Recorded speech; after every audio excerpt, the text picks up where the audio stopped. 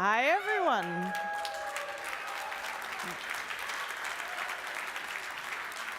Welcome. Thanks for joining us today. My name is Jolanda, and I'll be joined later by John and Jingyu. And together, we'll share what is new and upcoming in Android development. I'll start with a bit of a deep dive into what we're doing to make you, as developers, more productive. And then John and Jingyu will cover the wide variety of changes and improvements that we're making to help you build excellent apps across devices. And because I get to start, of course, I'm going to start with my all-time favorite topic, Jetpack Compose.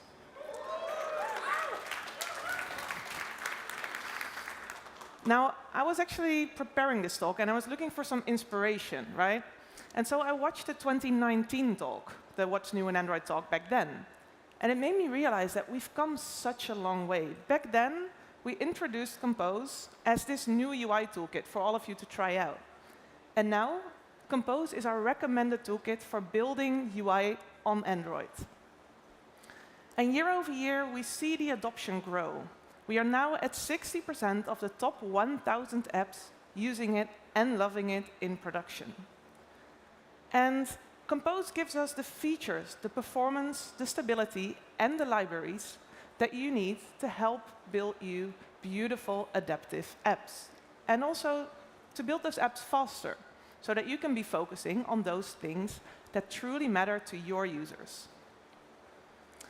With the stable release of Compose, we've added lots of new functionalities, with more to come in the alphas as well. And today, I want to highlight a few important ones for you. So let's start with autofill. Autofill allows users of your app to automatically fill out form fields with personal information that they filled out sometime before. And you've been asking for autofill supporting Compose for quite some time now. And we've actually been working on it for quite some time now, to be honest. But it was quite a difficult thing to implement, because we needed to do quite a big rewrite of our internal semantic system. We did that rewrite, it's done, and so the basic autofill APIs are available for you to use in the latest stable version of Compose. So let's take a look, right? Here you see a typical login screen with two text fields, username and password. And those two text fields both play a role in authentication, which we somehow have to convey to the autofill APIs. So how would we implement that? First, we get a semantics modifier. You've been using this probably in some other cases in your app as well. And inside, we have a new content type property. When you set that content type property, you can give it the role of the authentication that that text field has. So in this case, I'm setting the first one to the type username, and then the second one to type password. And that's all we need to make autofill work. Now, if you use the alpha version of Compose, this is actually even easier, because we've added a new modifier, content type, which lets you just set this directly with one line of code. Next up is auto-sizing text, or making your text automatically adapt to the size of its container. This is as easy as adding this new auto-size parameter to your text composable. And you can even configure it with minimum and maximum font sizes, or with the granularity of each step. Another modifier we've added is animate bounce, which lets you automatically animate the position and the size of a composable in its container. This is similar to animated content size, which you might already be using, but this one does both the size and the position at the same time, given that you're in a look-ahead scope. Then another new modifier, this time to do visibility tracking. In the latest stable version of Compose, we added on-layout rect changed. This is a low-level API that you can use to track a composable's position within either its root, the window, or the screen.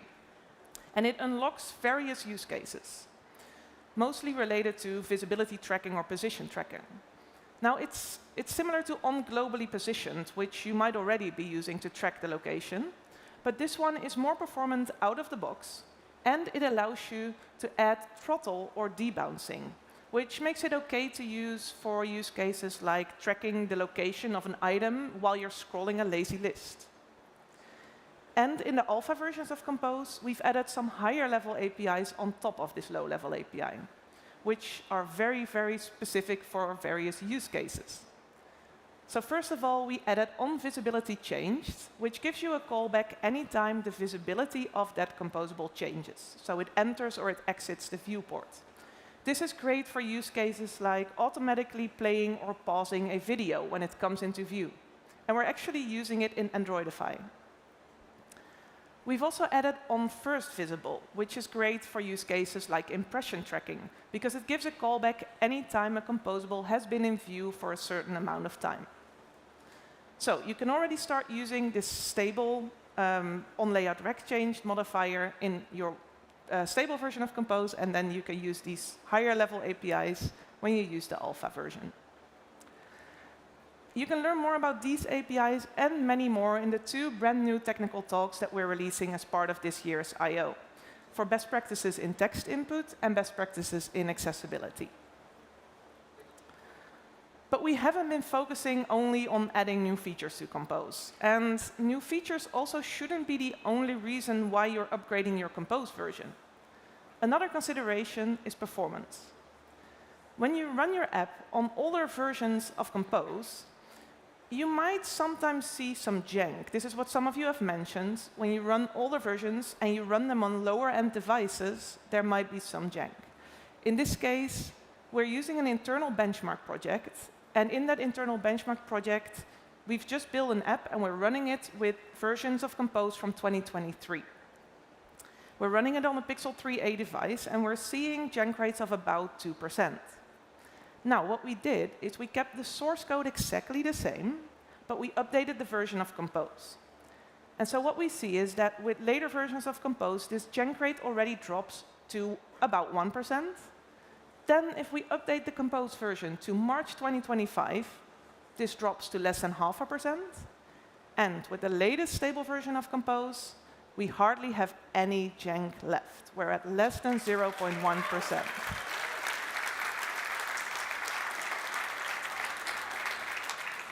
Now, this is just one example benchmark that demonstrates all the work that our engineers have been doing in the past years to make the performance of Compose better. But our engineers are constantly finding and applying other optimizations as well. For example, we're introducing pausable composition, which splits the composition over several frames. We are offloading some of the harder work of the main thread, starting with text measurements. And we're allowing you to customize the prefetching of items in a lazy list.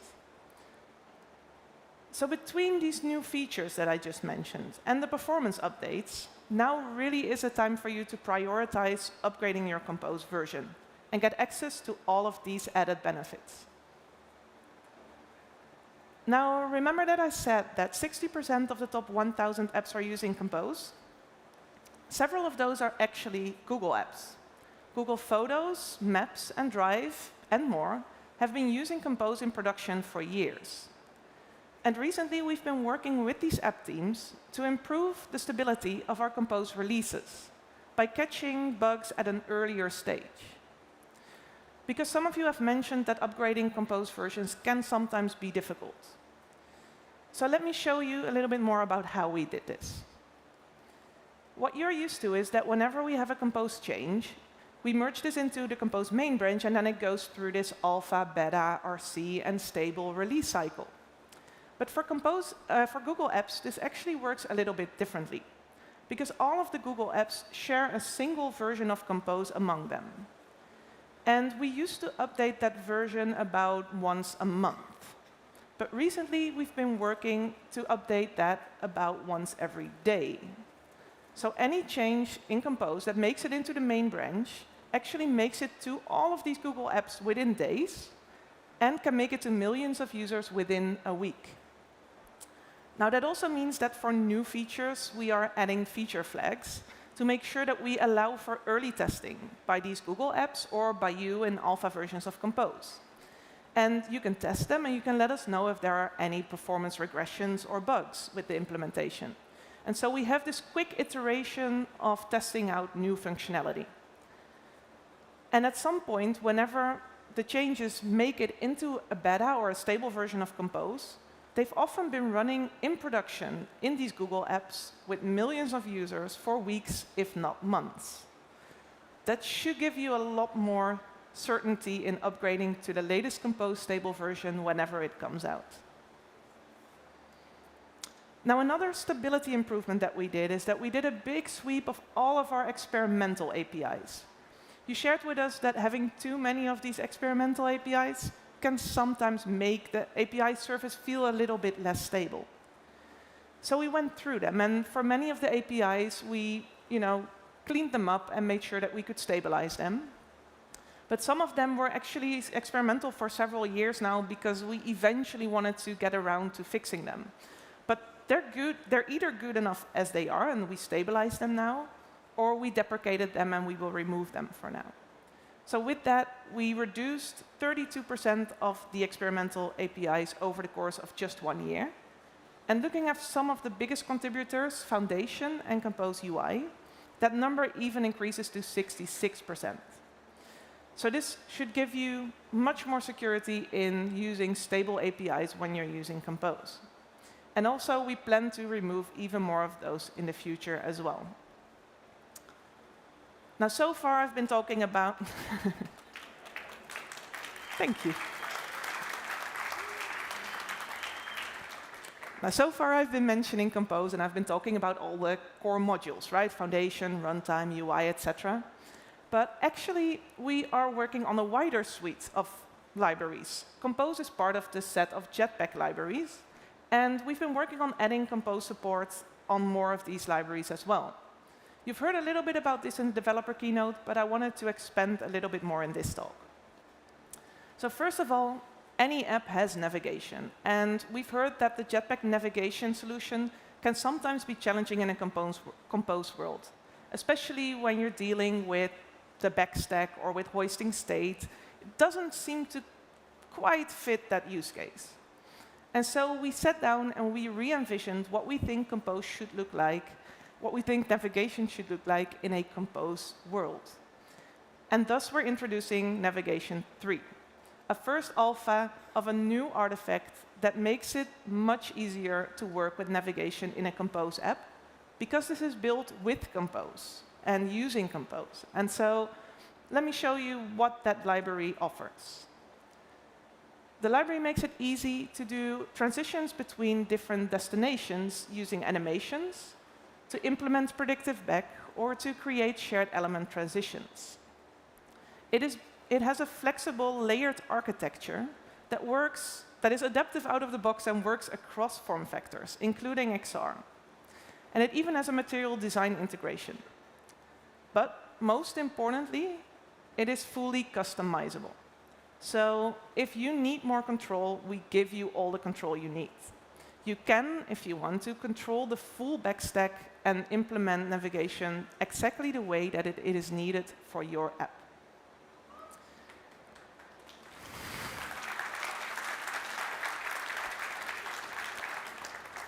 Now, this library is currently in alpha, so we're still working on it. But we really want to make sure that this is the best navigation library we could be building. So please go and check it out. There's full documentation available. And we would really like to hear from you if this works for your use cases. Then another thing we heard from you loud and clear is that you want Compose support for camera and media experiences. And so we've been working on adding this support. We have Media 3 and Camera X as our recommended solutions for these experiences in your Android apps. And here as well, we re-envisioned what this should look like in a Compose world. So we didn't just wrap preview view or player view and call it a day. We're actually building building blocks from the ground up and making sure that you can build whatever your app needs, as much or as little. That unfortunately does mean that it will take a little bit longer to get to full parity with player view and preview view, but it also means that you have full control over your camera or media experience. So let me demonstrate what we mean with that for the Media 3 artifact. Here you see Androidify, and Androidify has this use case where we wanted to show a tutorial video. It's quite a trivial video, like we know the URL, we know the aspect ratio. The only thing we want to do is automatically play it and then show a play pause button on top of it so that this video can be paused for accessibility purposes. Let's implement it. We start with a video player composable in our sample app. And what you see is that we're passing in a player instance, which is coming from a Media 3 library. Then what we do is we simply forward this player instance to the player surface composable as part of the new artifact. And that surface composable actually takes care of the rendering. Nothing we have to do. Then, to add a play pause button, instead of calling the library directly and letting it render it for us, we actually implement our own, and we pass the player into it. So, how does that my play pause button look like? Well, what do we do with the player instance? We create a play pause button state. This is part of the artifact, and it allows us to interact with the player, and it allows us to show data from the player. So we control the UI, but the artifact controls all the pesky logic of whether we should be showing a play or a pause button, and what to do when we click it. And with that, it works. That's all.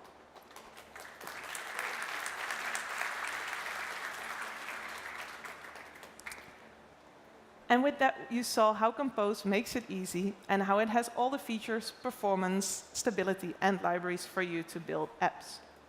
But UI is not all there is. So let's move on to the business layer. Kotlin Multiplatform allows you to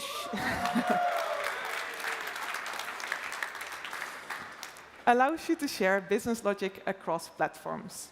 As you can tell, it is a very popular library, and of course, we see this in the community as well. Only last year, there were 900 new KMP libraries being published.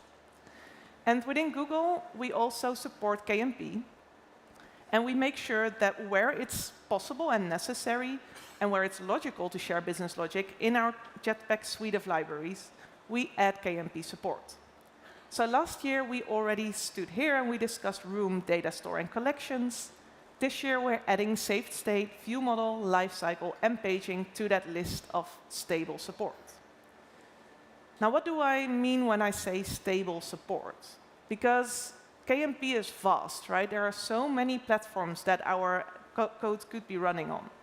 And so within the Jetpack library suite, what we've done is we've divided this into 3 different categories or tiers of platforms, where each tier has different kind of commitments from our side. So in this case, tier 1 not only has Android, but we've added iOS and JVM to this list. With those 3, you can build a mobile app that shares business logic across Android and iOS and across a Kotlin backend. It has the full support that you're used to for Jetpack libraries for Android, now also available for these other platforms. And then tier 2 and tier 3 have varying lower levels of support. So let's say that you have an Android or an iOS app and you want to start sharing your business logic.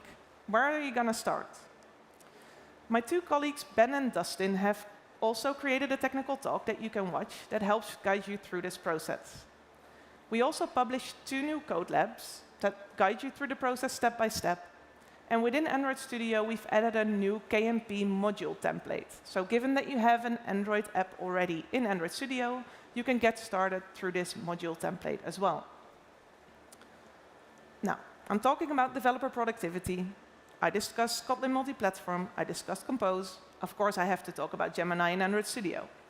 And in the developer keynote, you already heard about journeys and about the version update agent with some great demos. And instead of me going into more detail here, I would like to invite you to watch the What's New in Tools talk.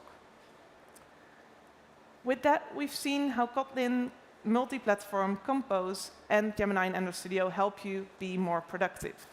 So we can move on to excellent apps. Because your users want to see excellent apps that are safe and performant, that work across devices, that are delightful, and that give you helpful experiences through UI. But before we handle all of these 5 different topics separately, I want to give you an update about Android 16. Because Android 16 is kind of the cornerstone of all of these 5 pillars. It creates beautiful experiences, but it also makes you do some changes to your code, which I know can be difficult to handle. So we've actually changed the release cycle of Android 16. Last year, we were here talking to you about a beta version of Android 15. Now we're here talking to you about the actual release of Android 16 coming very soon. So any changes that we're discussing today are going to be very relevant very soon for all of you.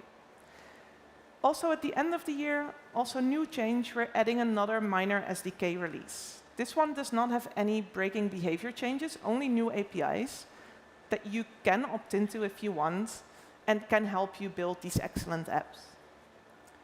Now, throughout the rest of this talk, whenever we're discussing any Android 16 changes, to make it easier for you to follow along, we've added this traffic light system.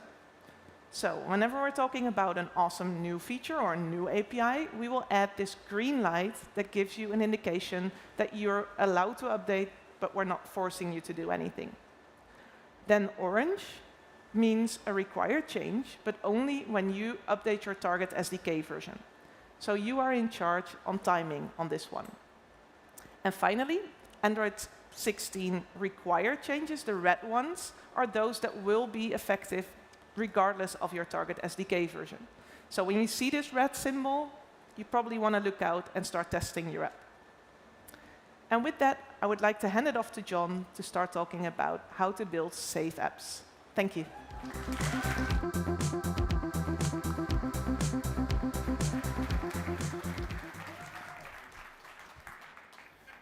I don't know why I did that. I've never boxed a day in my life. Hi, everybody. I'm John Zoeller. I work on Wear OS and Android Identity, and I'm here to talk to you about excellent apps. So let's go ahead and start with safe. And the first topic is authentication. Now, Credential Manager is the key topic here.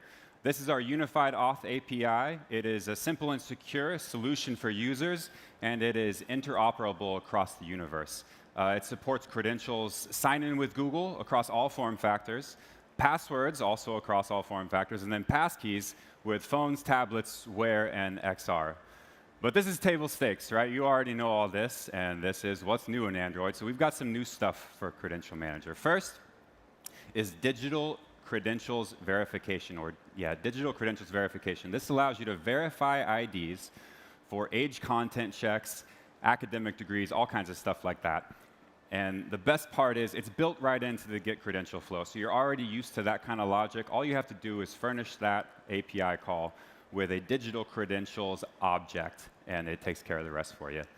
Next up, we've got the Restore Credentials API. Now, when a user gets a new device, it can get a little bit frustrating to re-authenticate into all of those apps, right? They have to remember their passwords. They're like, what did I sign in with?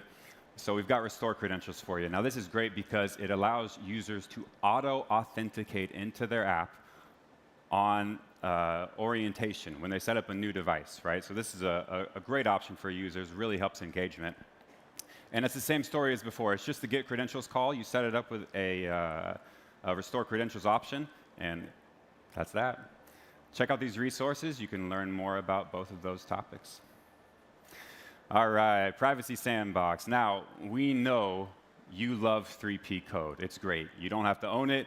You don't have to maintain it. It's nice and simple. But you also don't love it, right? Because you've got to maintain someone else's privacy contract or worry about someone else's privacy contract. So what are you going to do? How are you going to handle this? Well, you're going to do the same thing my little brother did when he hid all of my toys from me when I was 6 years old. You're going to bury it in a sandbox, baby, a privacy sandbox, all right? Privacy sandbox allows you to isolate 3P code in a dedicated, isolated runtime environment, all right? You can isolate any code, in fact, not just 3P code, all right? So this can be sensitive logic, gaming subsystems, ads, anything of that nature. Just make sure you understand that data sharing between the runtime and your app is not implicit. You have to handle it explicitly. So as long as you handle that, you're going to be all right. The new news for Privacy Sandbox is we've got an all-new learning pathway. So if you're out here trying to learn, should I use it? How am I going to use it? This is your go-to resource here. Take a look. Even if you're familiar with it, hopefully you learned a thing or two. All right, privacy and security. Now, your users expect that you're not going to make any compromises to their security or to their privacy. So we've got some new features here to help.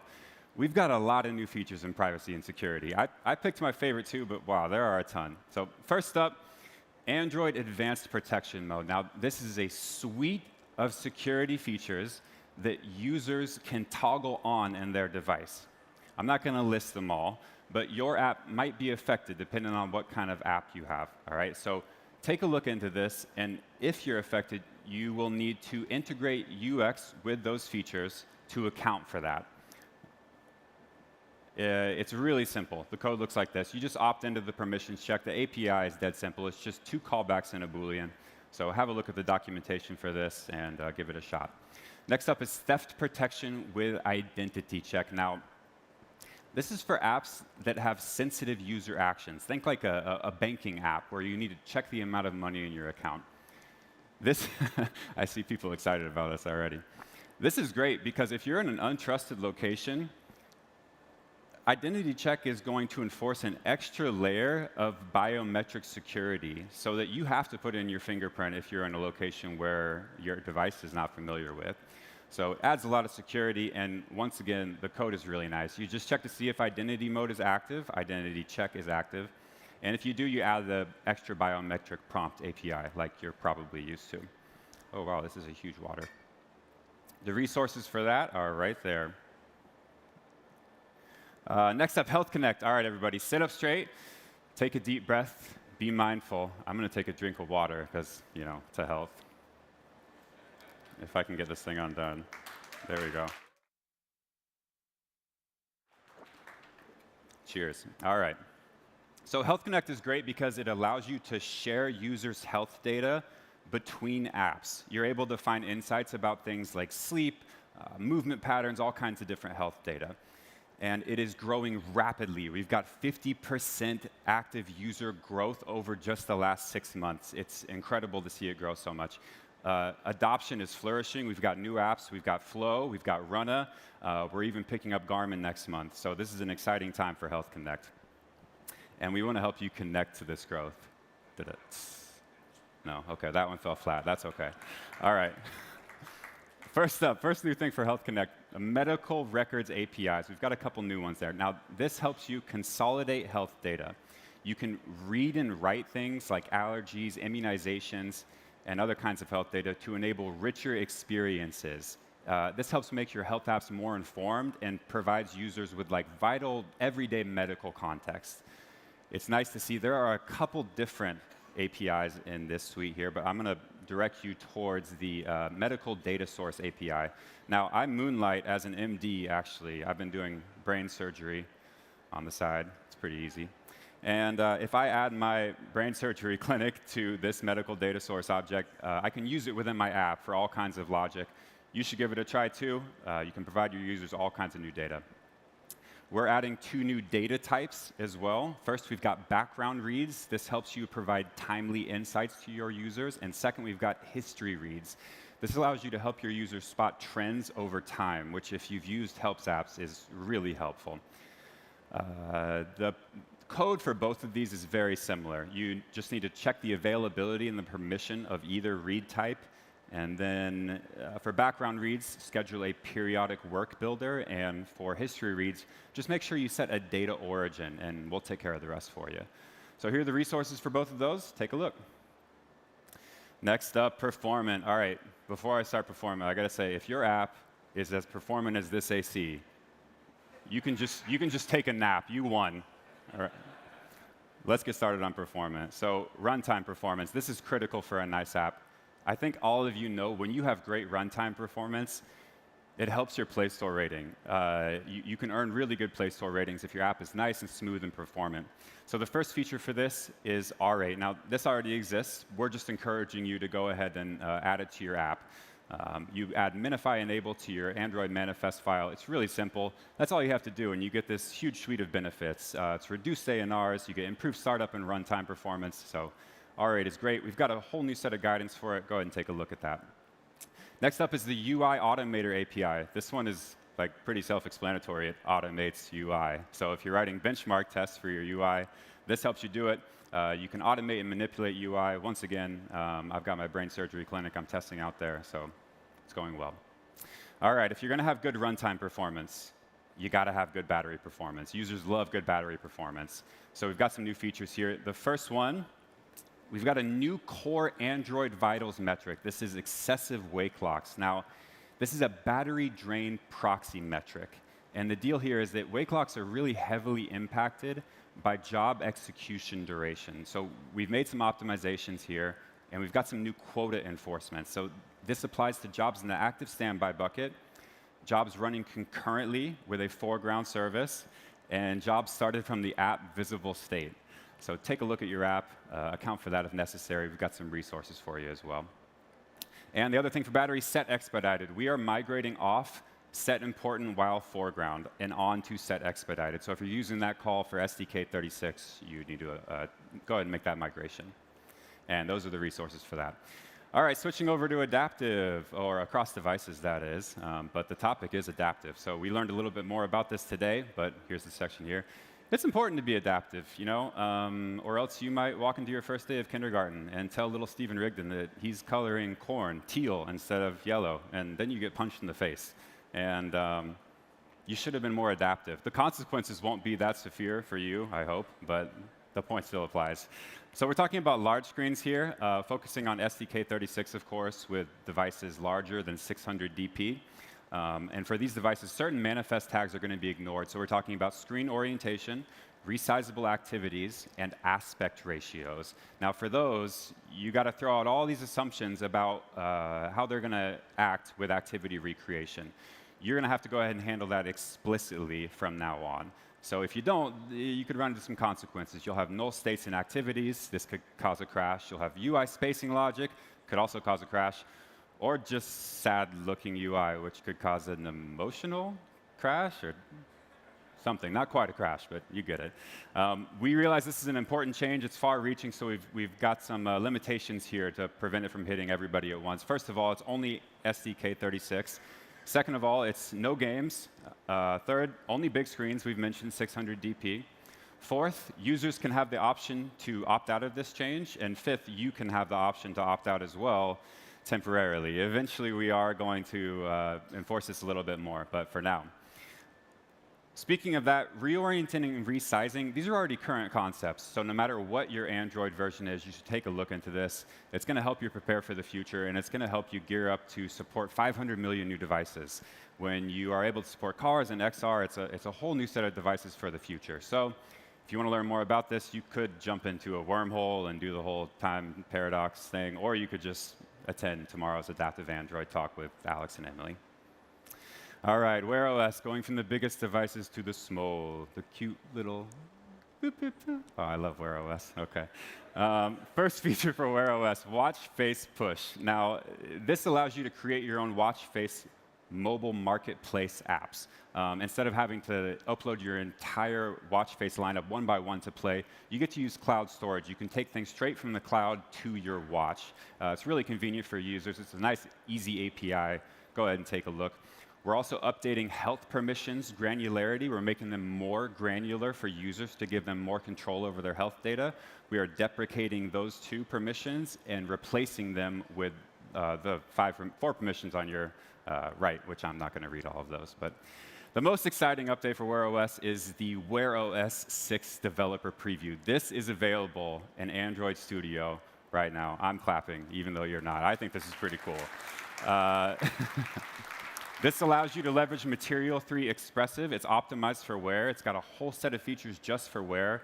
If you want to learn more about it, you can take a look at the Wear resources and have a look at each of those. I'm going to bring up Jingyu for the next part of the show. And for now, go ahead and take a look at Material 3 Expressive.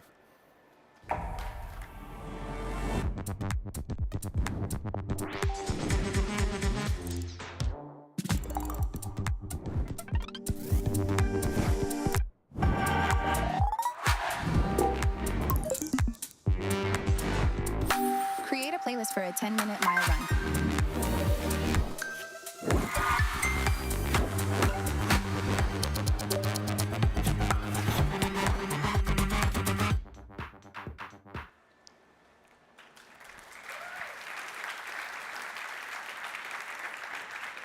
It's awesome to see this new design system coming to Android 16, Wear OS 6, and Google Maps. But what does this really mean for your app? How can you create this visually stunning and more usable UIs to showcase the unique value of your product? So let's take a look. Material 3 Expressive brings 15 new and improved components and major style updates with unexpected shapes, eye-catching colors, flexible typography, and a new motion physics. To be clear, this is not a new version. It's an expansion pack, and it's fully compatible with the existing M3 features. And you can start building today with our latest alpha libraries. And watch this talk to learn more. M3 Expressive paves the way for a delightful experience. And our next stop in building that excellent app is with System UI. Starting with live updates. It is a new notification-based paradigm that helps our users stay focused on critical, time-sensitive, ongoing tasks. For those of you who build ongoing notifications with foreground services in the past, this is a major upgrade to notifications. Whether your user is waiting for a taxi, or food delivery, or using maps for navigation, they now have this real-time view with live updates, as you just saw it in action in Waymo, Uber Eats, and Google Maps. As part of this update, we're releasing a new notification template called Progress Style. It is a highly customizable notification template with rich visualization to show you milestones and stages of this ongoing task. Live updates are rolling out to Android devices later this year, with our device manufacturer partners like Pixel, Samsung's Nowbar, OnePlus Live Alerts, Vivo, and Xiaomi are also integrating it with our custom system UI. This means we're providing you with a consistent API with the maximum reach. And to find out about the criteria and best practices for building notification live update, check out this talk. Next, let's talk about widget. It's one of my favorite UI elements, and I know I'm not the only one, because we're bringing it back to the lock screen.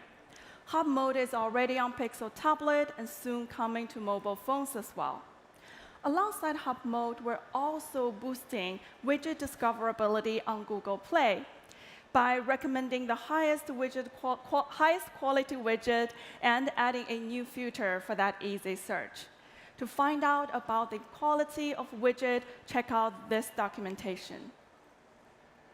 To help you, we continue to help you build widgets easier with Jetpack Glance.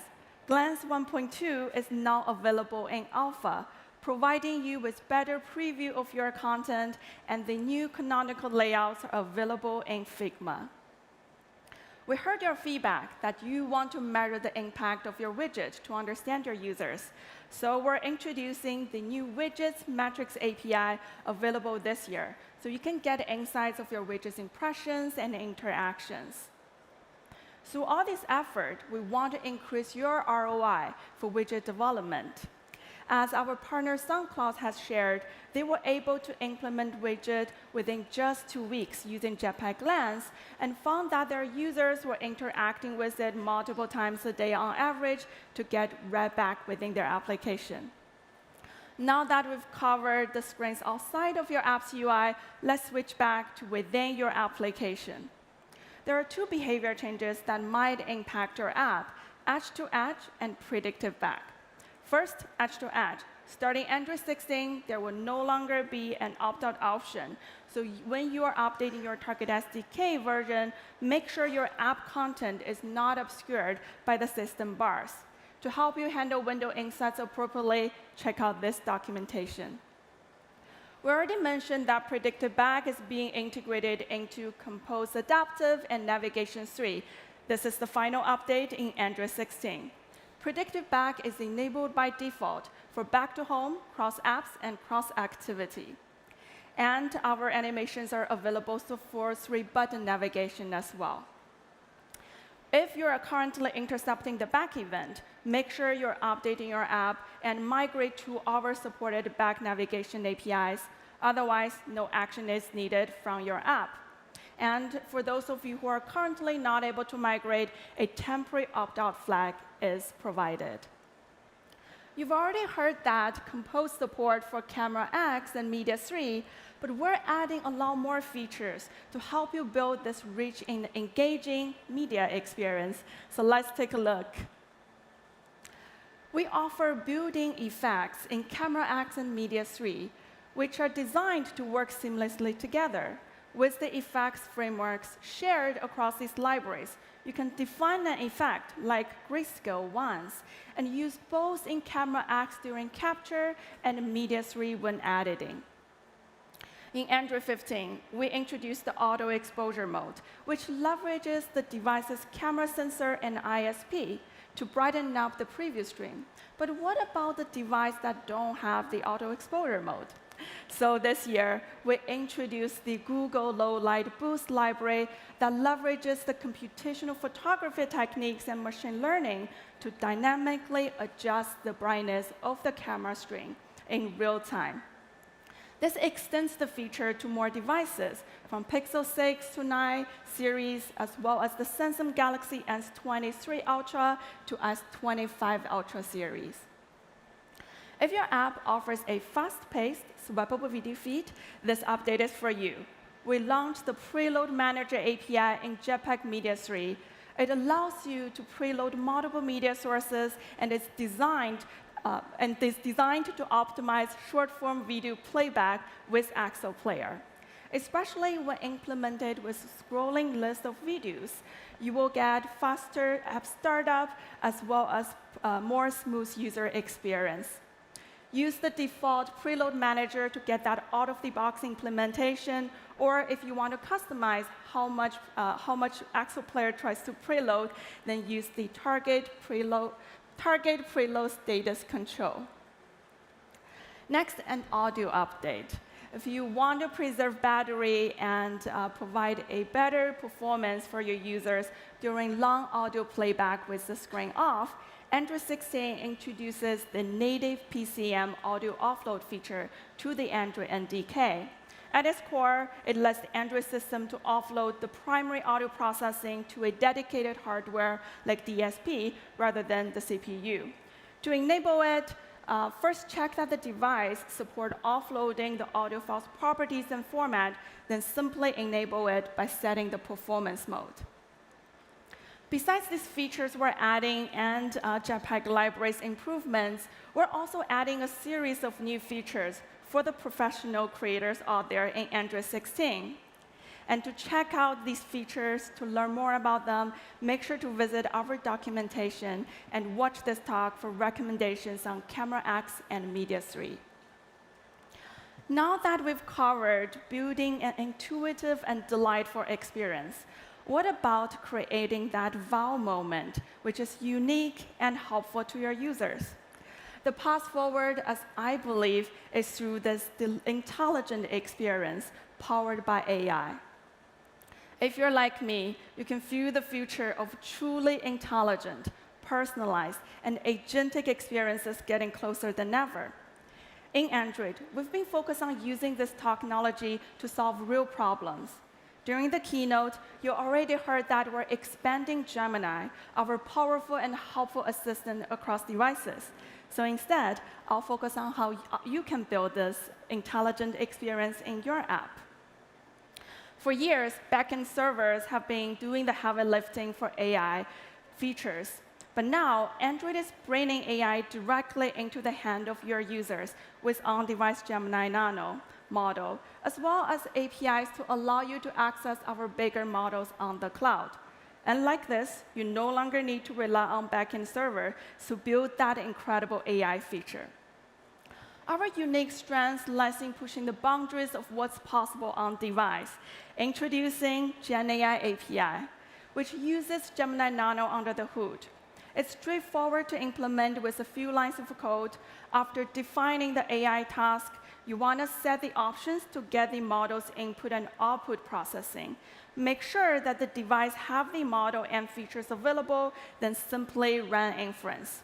Currently, GenAI API lets you build for 4 common text and image tasks, and we're actively expanding on this with more features to come later this year. In Androidify, you saw our larger and more capable models in action, like Imagine. Through this SDK, you get direct-to-cloud AI capabilities in your app, and we're iterating quickly, make sure that you get access to our latest models and new features. One such example that I'm eager to highlight is the Gemini Live API. It is your key to have that real-time interactive experience. We're talking bidirectional audio streaming that fully leverages the multimodality of Gemini. And of course, this is directly available in your app code by using Firebase. First, create an instance of Live model, then start a connection with Gemini by calling the start audio conversation method. And it's not just Android devices. If you're looking to build smart home experiences, we've got you covered. Because later this year, we're bringing the powerful Gemini capabilities into the home APIs, allowing your users to create automations easily and have that smart camera experience using natural language. Home API is cross-platform and gives you access to 750 million devices. To find the right Gemini solution for your app, watch this talk.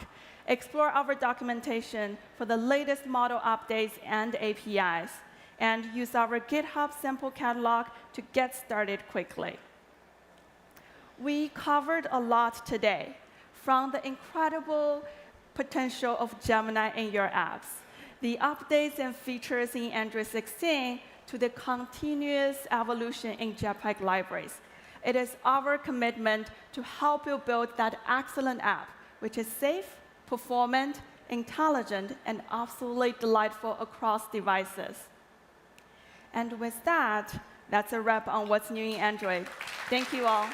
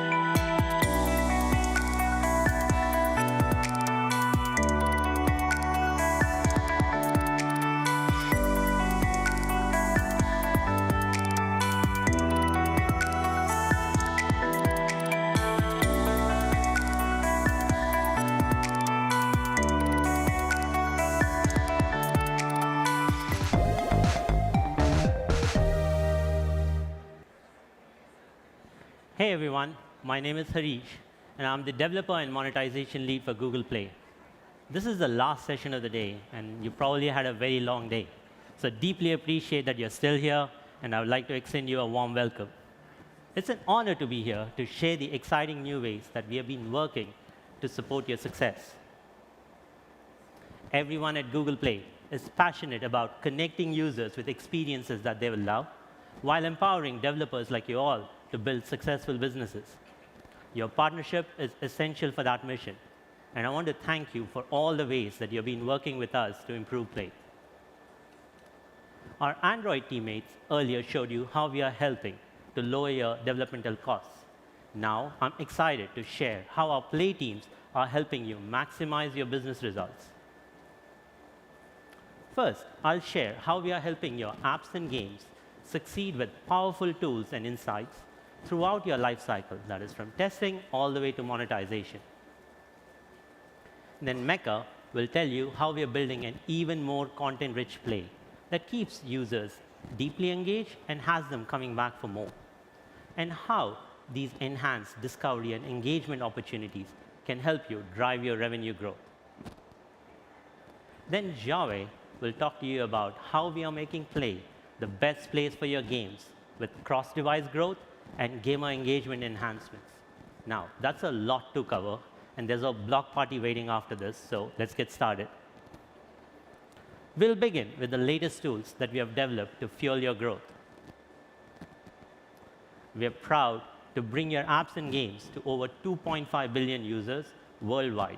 Throughout your app lifecycle, we empower you to test and release your apps, monitor and improve your performance, grow your audience, and build powerful monetization strategies, all on a global platform that you and your users can trust. You'll find all of these tools and more in Google Play Console. And today, I'm excited to share new enhancements that will give you even more actionable insights. We have recently redesigned the app dashboard, putting your essential insights front and center. We have grouped the most important metrics into 4 key developer objectives, making it easier to find them and take action on them. Each objective, in addition, highlights the top 3 metrics for a quick overview. And if you'd like to personalize your insights, simply scroll down to the Monitor KPI section, where you can select the trends that you would like to monitor. We are also adding overview pages for each core objective, starting with Monitor and Improve and Test and Release. These new pages bring together more objective-related metrics, relevant features, and a Take Action section with contextual and dynamic advice. We have added new features across our developer objectives. For example, we know that optimizing app layouts for seamless cross-device experiences, that is, phones to large tablets, can be quite challenging. So to help you test, we have launched 2 new pre-review checks. One that flags incorrect edge-to-edge rendering, while the other notifies you about large layout issues like letterboxing, with clear guidance on how to fix them. When it's time to submit your app for review, those final steps can be nerve-wracking. Historically, once you've actually release goes 100% live, there is no turning back. That is, a broken release is a broken release, and your users are stuck with it. That is why, coming soon, you'll be able to halt fully live releases directly from the console and publishing API, stopping the distribution of problematic versions for new users. That's pretty cool. And after you launch, knowing your app's performance is vital. We already have key metrics like crash rates and ANRs in our production release dashboards. We have also now added a new panel that surfaces quality issues and recommendations to quickly fix these issues impacting your latest release. And in Android Vitals, we have added a no new low memory kill metric. I think this was talked about in the previous talk.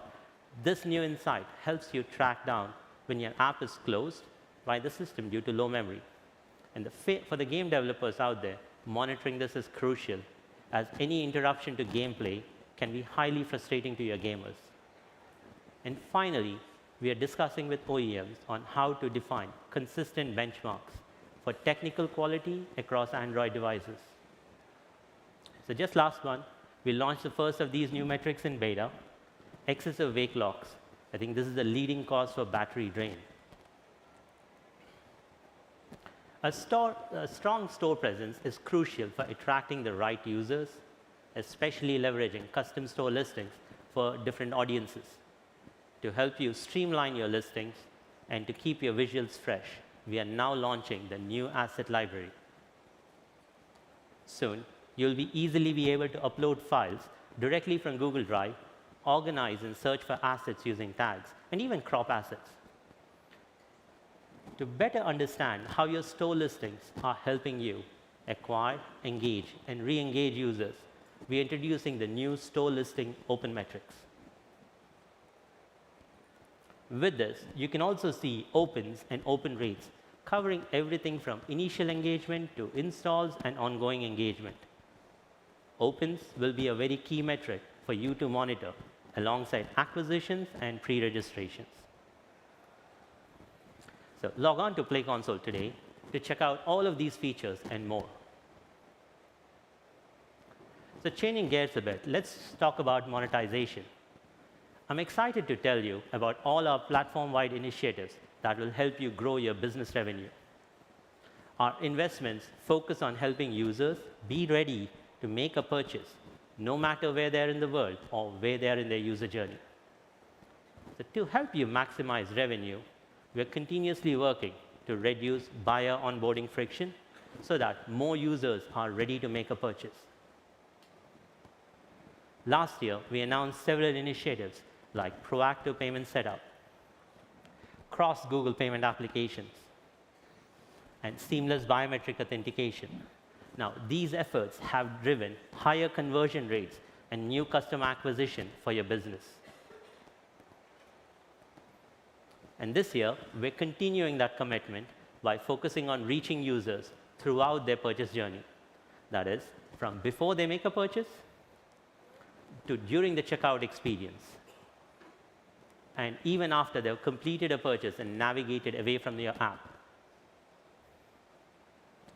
First, we have included the biometrics consent feature as a device setup for Android devices. By integrating this option, a user can select a trusted method for Play purchases right at the start of their device journey. This also eliminates the need to remember passwords, reducing friction in your buy flow later on. Post-device setup. We've introduced prompts for users in highly visible areas like the Play account menu and Google account surfaces. These prompts remind users to set up their payment information ahead of time. This makes them more likely to complete a transaction when they're ready. On top of these proactive reminders, we continue to enable even more local currencies. We already support over 300 local payment methods in over 65+ markets, and we are continuing to add even more. So these are just some of our proactive interventions to get users purchase ready even before they actually make a purchase. But what about what happens during the actual purchase flow? So over the last year, we have been working on purchase optimizations that work quietly in the background within the purchase flow. And when users are making a purchase in your app, our AI models suggest the right payment method at the right time. This means our models, which are trained on billions of transactions, present the most relevant form of payments to users at a critical moment in the purchase flow, making them more likely for the user to complete the purchase. And our efforts don't stop when a user leaves your app. We are seeing fantastic results from the launch of cart abandonment reminders. These reminders help you recapture potential lost revenue by gently nudging users to complete their intended purchase. I think we have talked a lot about these investments. Now let's actually talk about the results that we are seeing. In 2025 alone, we have added more than 200 million purchase-ready users, bringing the total to over 700 million purchase-ready users on Google Play. I think if there's one number that you would take away from this presentation, this would be it.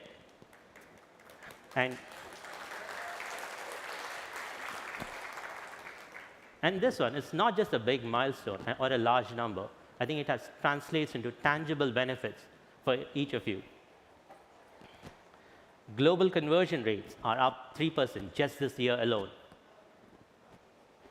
In 2025, Google Play has seen an increase of over 7% new paying users. And all of this kind of translates to over $240 million in incremental global consumer spend. These numbers highlight our ongoing investments in building a strong foundation for your monetization success. So we are not just connecting you with users, but we are also connecting you with users who are ready to pay for the experiences that you will create. That's just a glimpse of how Google Play Commerce is evolving to boost your revenue, to fully unlock the power of Play Billing platform, including the new features that we have talked about today. We strongly recommend that you upgrade to Play Billing Library 8.0, which will be available at the end of June. So again, changing gears a bit, I think another essential aspect of growing a successful business is a secure and a trusted ecosystem that protects your business and your users. The Play Integrity API is a vital tool in any comprehensive security strategy, helping you defend your entire app experience.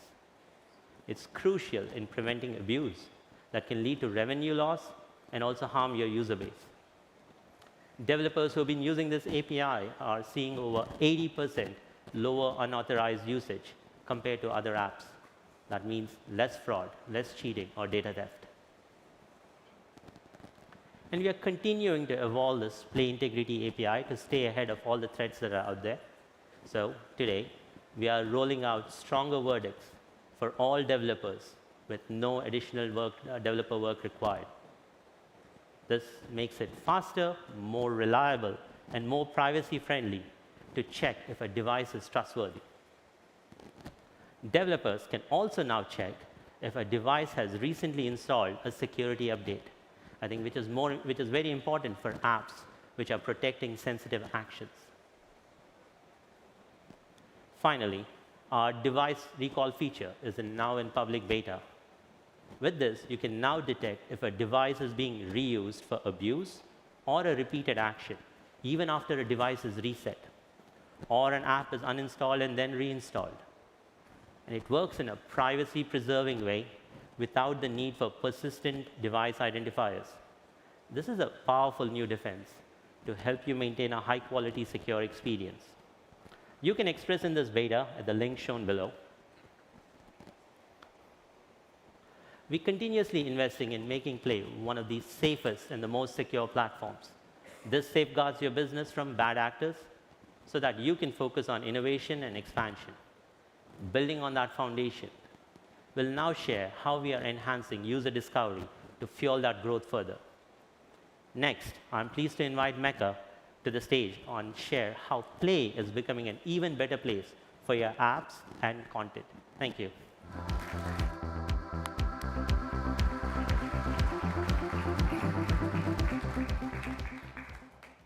Thanks, Hareesh. Hi, everyone. I'm Mekka, General Manager for Apps for Google Play. As Hareesh mentioned, our teams are so excited about Play's evolution into the ultimate destination for app and content discovery.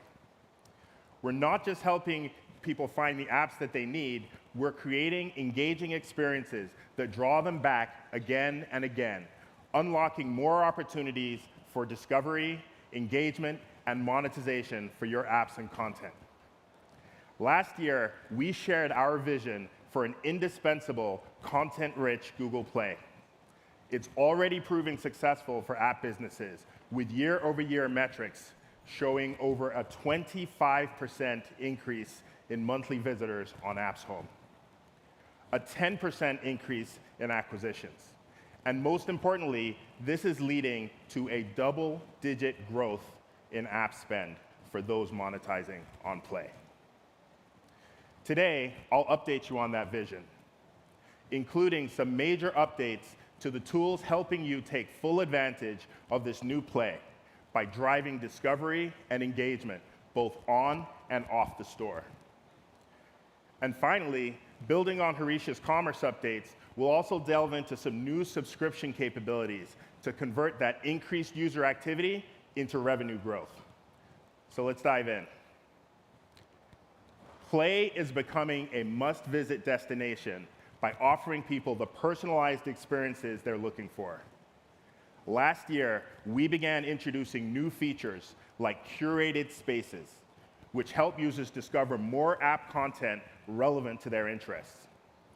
For example, we celebrated local interests with a curated space for football in Brazil and cricket in India, as well as an evergreen space for comics in Japan. These discovery experiences help app developers connect with enthusiastic fans while giving users new daily content, such as match highlights, promotions, and editorial articles right on the app's home. These spaces have been a huge hit with fans. Over 920,000 highly engaged users in Japan are returning monthly to explore our comic space, making us a part of their routine.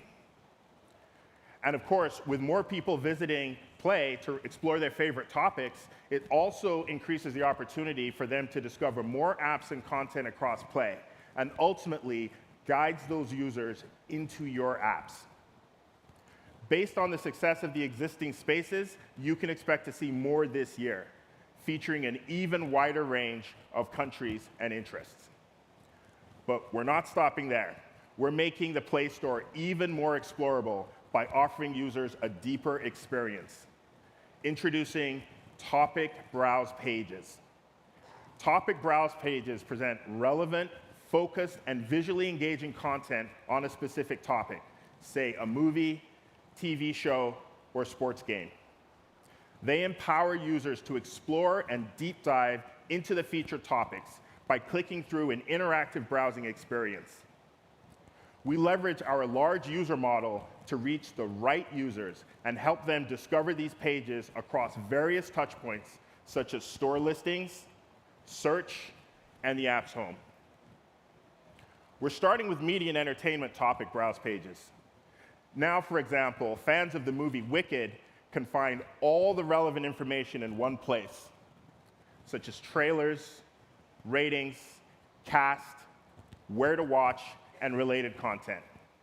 US users can explore these pages for shows, movies, and select sports this month, with more topics and markets coming soon. Part of a great browsing experience is the ability to find what you're looking for with ease. Suppose you hear about a great movie for your kids, like the new Despicable Me, but you're not sure what streaming service it's on, or if you're already subscribed, right? And what's the easiest way for you to watch it? Our recently launched content search feature, Where to Watch, helps solve all of this, showing you all your available options. It's now available to users in more markets, including India, Japan, and South Korea. Users can easily search for and browse a truly massive library of entertainment content, with already over 100,000 different topic browse pages. Our early results are really promising. Users who discover app content through Where to Watch return to Play and increase their content search activity by over 30%. And with each revisit to the store, it also increases the potential for them to discover other apps and content across Play. Content curation that is truly tailored to users' interests is vital for becoming a must-visit destination. Equally important is the way in which your content is presented. You've already poured your hearts and souls into your app content, and we want to make sure that it shines. This is why we're continuing to enhance how your content is presented and displayed on Play. First, we're giving you the ability to add a hero carousel to show off your best content at the top of your listing page. This new visually appealing space is an opportunity to spotlight a new feature, in-app content, or repurpose your existing marketing. Second, we're making it easier for you to use your existing marketing content, like YouTube videos. Last year, we gave game developers the ability to feature a YouTube playlist carousel directly on their store listing page. Starting this July, we'll begin rolling out this feature and hero carousel to all app developers, enabling you to experiment with these new content formats directly through Play Console. I see we have a fan of this feature over here. While strong visuals drive engagement, some apps shine their best through audio content. So I'm thrilled to also announce audio samples directly on the app's home. A simple tap offers users a brief escape into your audio sample, whether that's the calming sounds of nature or a bite-sized meditation. In our early testing, an audio sample made users 3 times more likely to install or open an app. This feature is now available to all health and wellness app developers with users in the United States, with more app categories and markets coming soon. You can express interest in promoting your audio content at the link shown here. So as you can see, the new Play is a dynamic discovery engine with fresh placements and richer experiences designed to bring people back again and again and surface your content in exciting new ways. So far, we've mostly talked about the benefits of more content-forward Play Store, but we're committed to pushing the boundaries of what an app store can be. That's why we're also expanding the Play experience beyond the store, helping you bring your content to where your users are. Last year, we introduced Engage SDK, a unified solution to engage your users with your personalized content across multiple surfaces. When users interact with any content delivered by Engage SDK, it seamlessly guides them into the relevant in-app experience within your app. We designed Engage SDK with your needs in mind, which is why it's a simple and lightweight client-side integration that leverages on-device APIs. It only takes about a week to implement.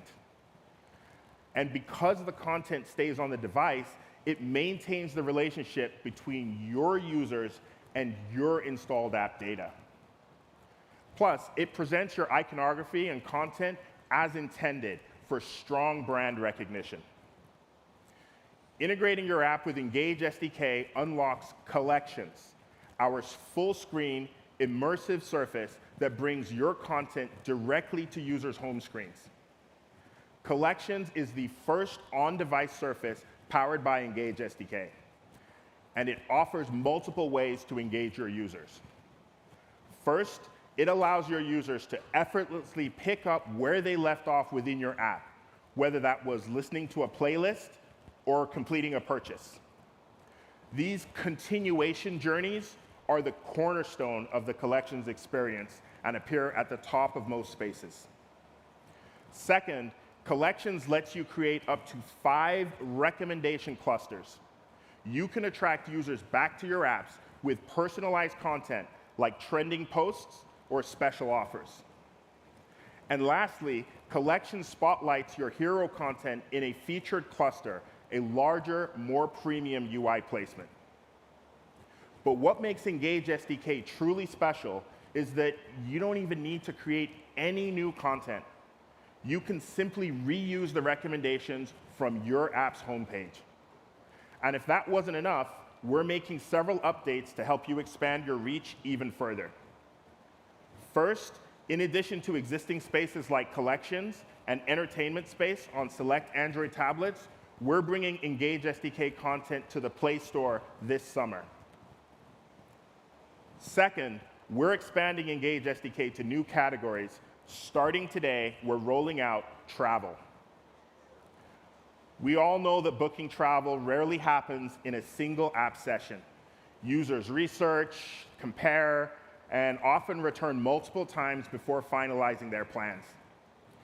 With Engage SDK, you can reconnect users with their recent searches, bringing them back to your app to finish their booking. And once the trip is booked, you can provide reservations so users can easily find timely itinerary information all in one place. And finally, Collections is expanding globally to all Google Play markets. We're kicking off our global rollout today, starting with 8 new markets, including Brazil, Indonesia, and the UK.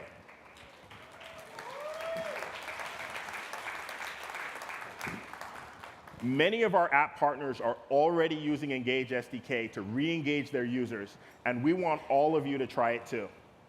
To learn more and express your interest in the developer preview, go to the link shown here. If your app is in one of these supported content categories and meets our eligibility criteria, we'll be in touch to help you get started. By empowering you with tools like Engage SDK and evolving Play into a more enticing, content-rich destination, both on and off the store, we aim to help you forge deeper connections with more highly engaged users, and ultimately convert that engagement into revenue growth.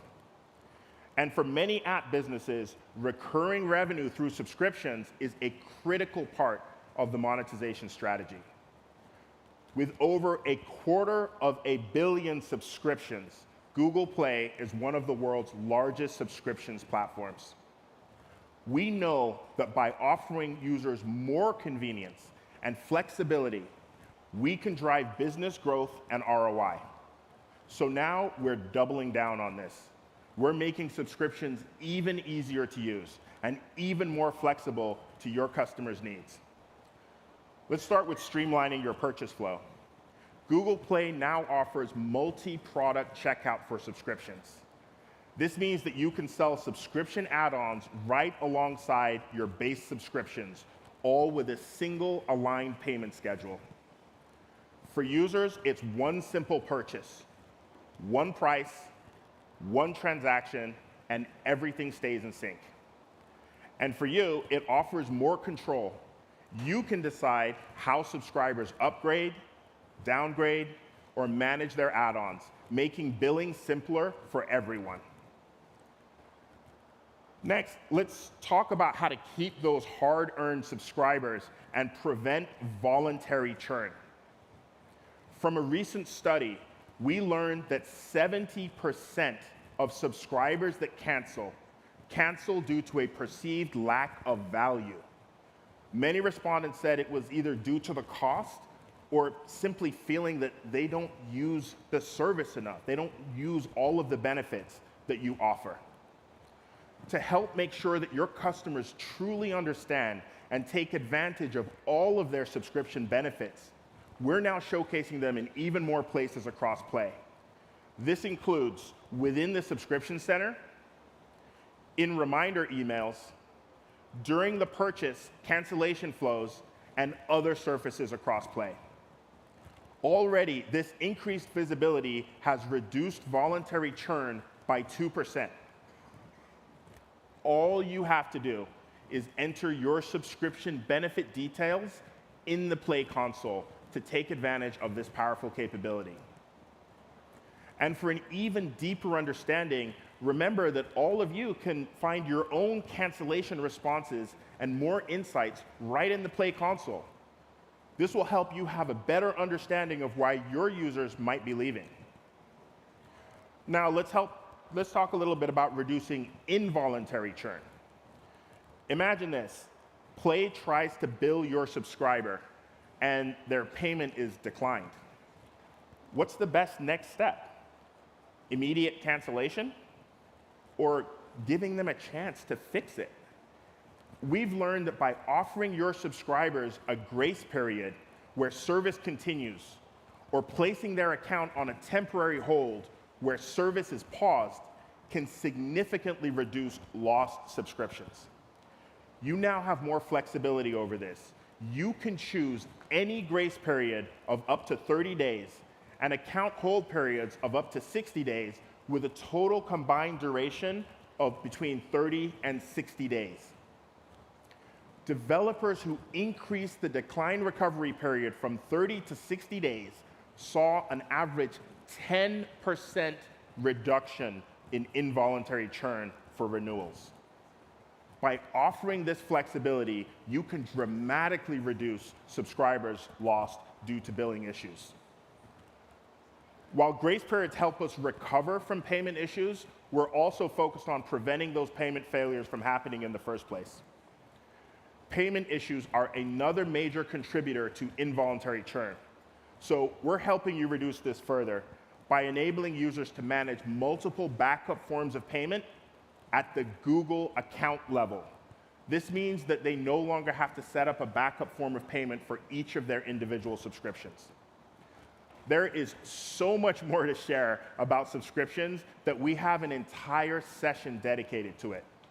Check it out in the I/O digital content drop. Next, I'd like to invite my friend Jiahui to the stage to share the latest in games. Thank you. Thanks, Mekka. Hi, everyone. I'm Jiahui, engineering lead for games at Google Play. We are a team who loves games. We are constantly focused on helping players discover great games and helping developers to be more successful. Today, I'm excited to share how we're expanding Google Play games to reach more gamers on PC and upgrade Play game services to drive deeper engagement. Google Play Games lets players enjoy Android mobile games on PC. This opens up a whole new audience for mobile game developers. The impact has been significant. We saw that users spend twice as much time on PC each week compared to mobile, and 57% of Google Play games on PC spend are coming from entirely new buyers. We've seen fantastic results with Whiteout Survival. Players migrating from mobile to PC via Google Play games engaged a lot more. They achieved twice longer sessions and 3 times higher revenue per active user compared to mobile-only players. This year, Google Play games on PC will move into general availability. We're also expanding support to bring in more native PC games to the platform. To help your mobile game get maximum discoverability, we will make all mobile games available on PC by default. You can opt out anytime in Play Console. We are also focused on enhancing the game experiences on PC with more device compatibility and custom controls. What's exciting is the ability to add custom keyboard controls to virtually any mobile game on a platform. This opens up new ways for players enjoying your game on PC. Finally, we're making the entire Google Play ecosystem more rewarding for PC players. The play points were more seamless on PC, which means deeper engagement and more monetization for your titles. For PC-first games, we've added more helpful tools to our native PC program, including a dedicated SDK for native PC game development. We streamlined the distribution processes on Play Console, making it easier for you to manage both your mobile and PC game builds in one place. To further boost your growth, we also introduced a new earn-back program. You can bring your PC games to the platform to unlock up to 15% additional earn-back. To learn more about Google Play games on PC, check out the news we shared at GDC. Our platform is expanding to power gaming wherever users want to play. To support this, our core technologies are evolving to enhance your gamers' experiences. This helps you reach, engage, and retain your gamers across the platform. At the heart of this is PGS, Play Games Services. It's how games communicate directly with Play to enhance your gamers' experiences and deliver relevant content for each individual user. It offers the best gaming experiences with seamless continuity and dynamic content.